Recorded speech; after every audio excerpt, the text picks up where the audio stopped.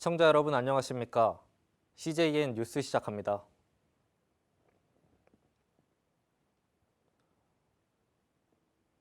(1992년부터) 시행되면서 폐지 논란이 있었던 환경개선 부담금 제도를 아십니까?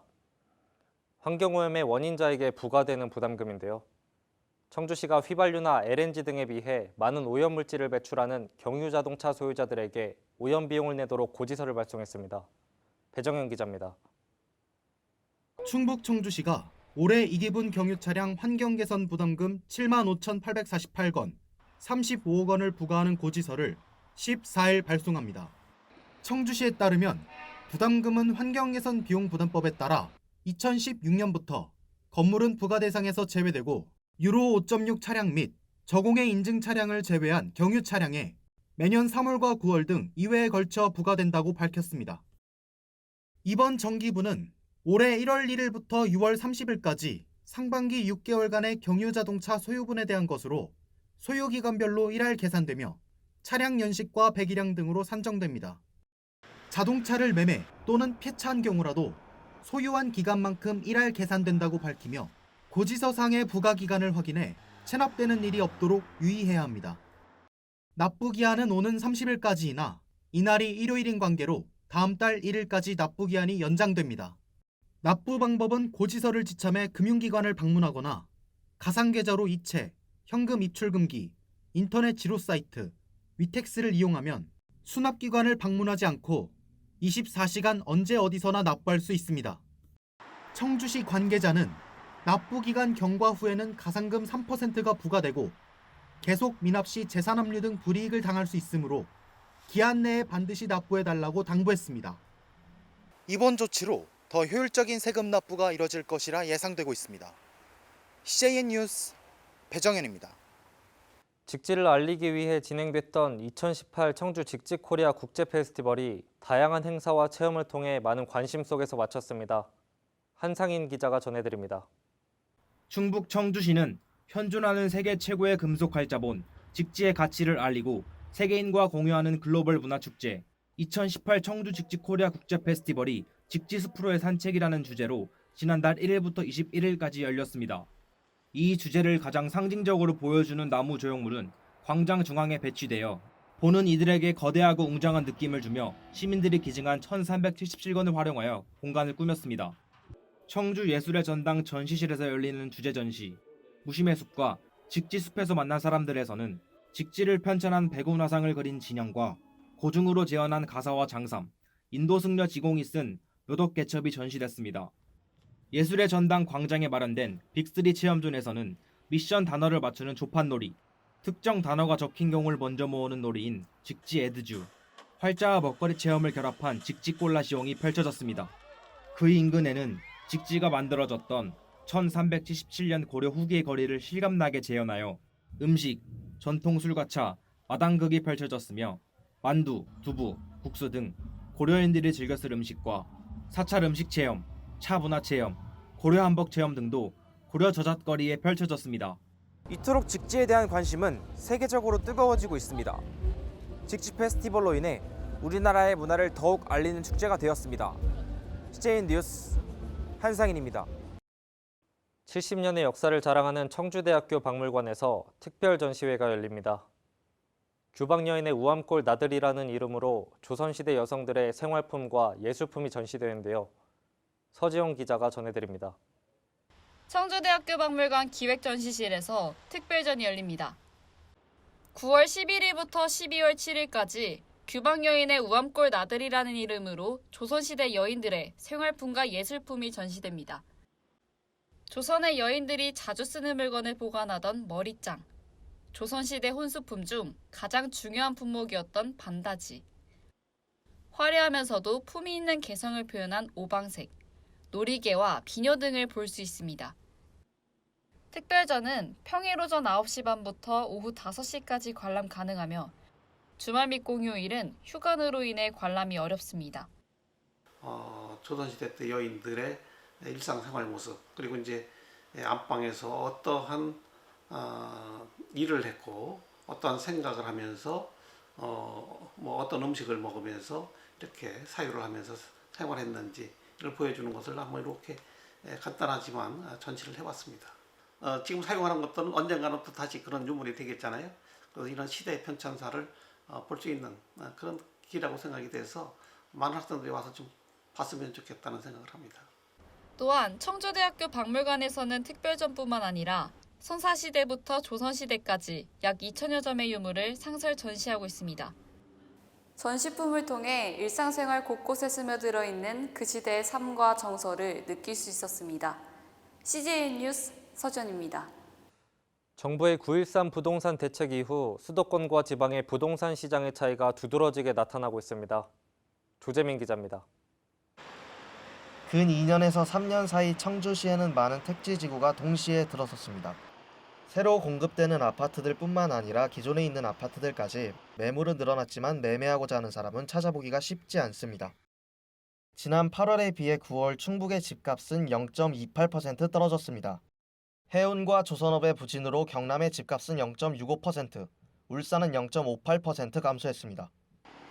시민들의 수요는 집값 하락이 거의 나타나지 않는 서울 강남 3구 지역으로 집중되고 있습니다. 작년하고 올해를 예를 들어보면 보통 5%씩 토탈 한 10% 정도가 기존 청주 지역 부동산에서 10% 정도는 떨어졌다고 봐야 됩니다. 그런 상태에서 지금 현재 거래가 이루어져 있는데 전반적으로는 어쨌든 부동산 시장은 상당히 침체되어 있는 것은 사실이고요. 정부에서는 수도권 지역 그린벨트 해제와 종합부동산세 인상 등 많은 정책 방안을 내세우고 있지만 아직까지 지방 부동산 시장에 별다른 영향은 없어 보입니다. CJN 뉴스 조재민입니다.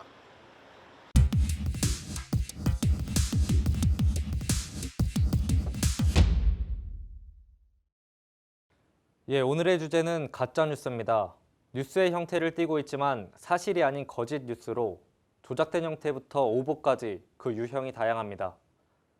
가짜뉴스의 심각성과 파급력, 그리고 대안책까지 이효경 기자와 알아보겠습니다. 네, 이효경 기자. 가짜뉴스가 급증하고 있는데 언제부터 이런 가짜뉴스에 대한 문제가 심각해진 겁니까? 네, 2016년 미국 대선 시기 강한 당파성을 띠는 블로그와 낚시성 게시물을 게재하는 사이트들이 정치 관련 가짜뉴스를 쏟아냈는데요.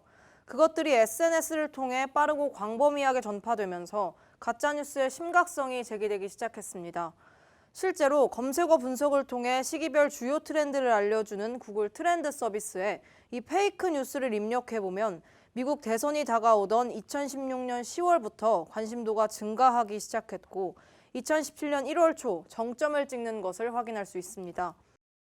하나의 사례로 지난 미국 대선 당시 민주당 후보였던 힐러리 클린턴이 아동 성매매 조직에 연루돼 있다는 가짜뉴스가 피자게이트라 불리며 퍼져나갔는데요.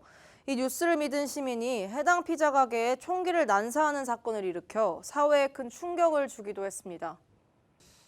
가짜뉴스가 이토록 주목을 받고 파급력도 커지는 이유가 뭡니까? 그 이유론 미디어 환경이 변화했기 때문이라고 볼 수 있는데요.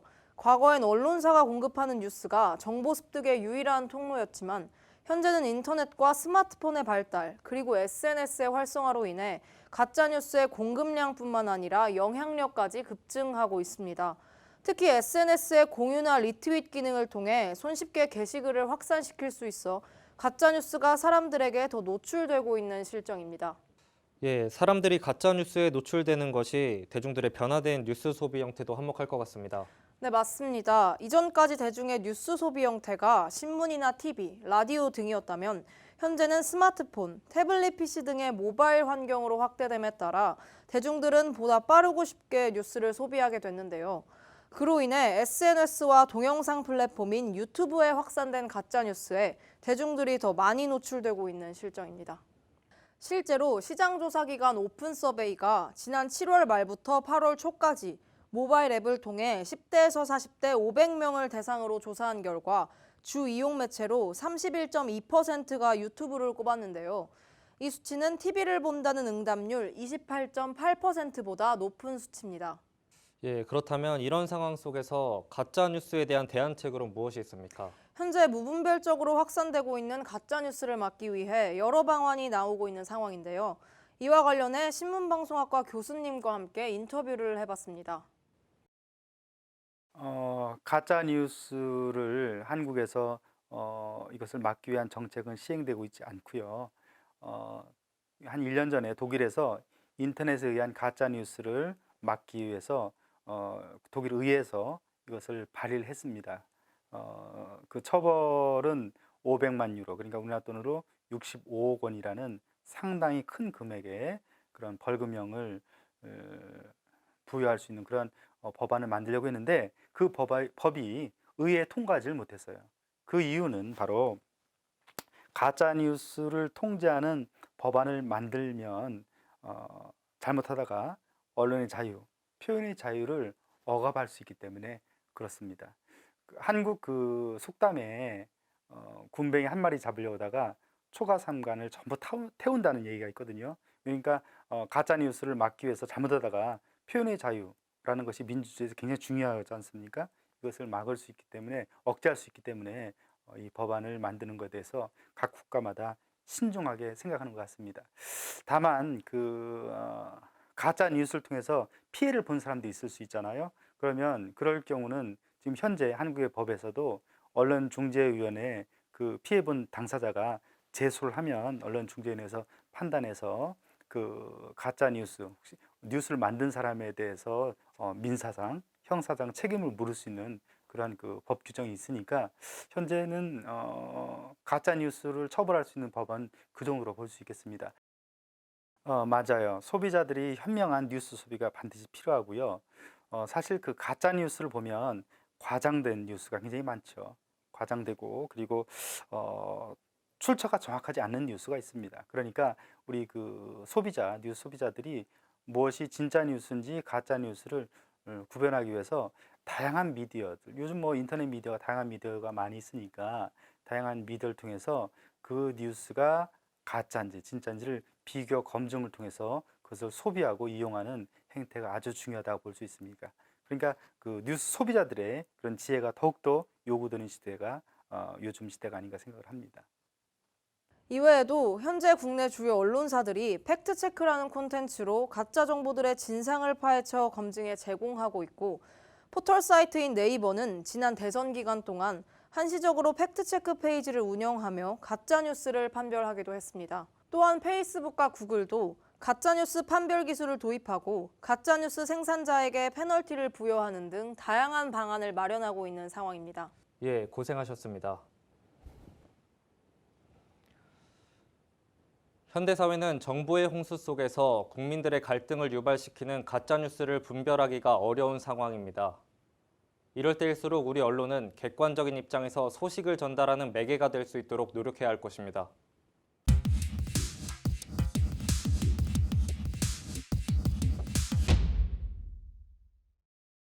시민 등록 인구가 증가하면서 빈집은 늘어나고 있습니다.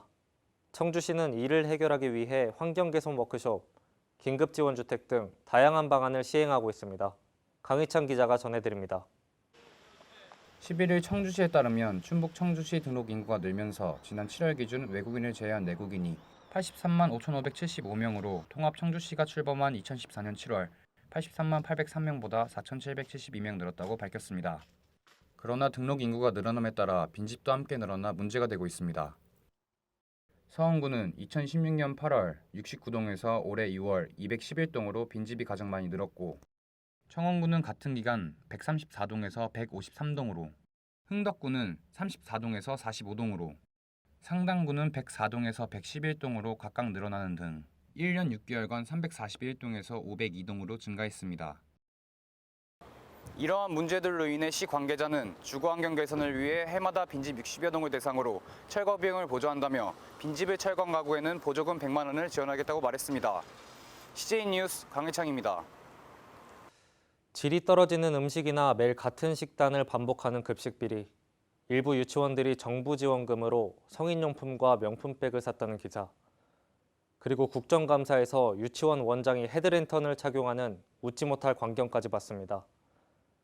누군가 사과하는 모습은 찾아볼 수 없었습니다. 잘못을 했으면 사과하라고 스승들은 가르칩니다. 과연 어떤 자세가 올바른 스승의 자세일지 생각해 보게 됩니다. 뉴스 마칩니다. 고맙습니다.